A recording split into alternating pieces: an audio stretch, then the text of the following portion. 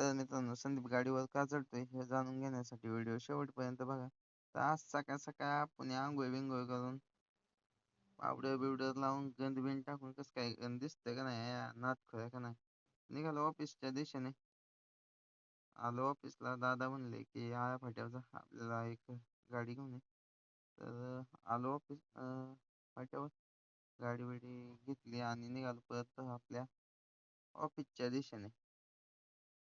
तर ऑफिसला आलो, कॅरी घेतली आपली आणि लगेच बघाय आलो. कस काय डोंगर बिंगर कस काय नाटको आहे का नाही, तर पाणी कमी पडले वाटतं.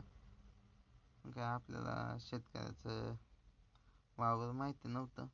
तर त्यांना फोन करून सांगितलं की मी आलोय म्हणून. त्यांनी पाठवलं एक पोरगा, त्याच्या मागं मागं आलोय. कसं काय त्यांनी काय गवत भराय आणलंय का फुलं भराय आणलंय काहीच कळलं नाही, नुसतंच गवत दिसते सगळीकडे. पण शेवटी त्याने आणलं फुलाच्या प्लॉटवर. मग जीवात जीव आला माझ्या. कस काय फुलं होती, थोडीच होती, एक 40 कॅरेट होती, घेतली भरून. आणि संध्याकाळी मग केली गाडी लोड.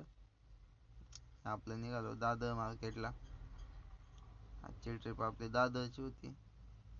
तिथून आपलं डायरेक्ट मुंबई नागपूर हायवे. कसं काय बघता कसं काय.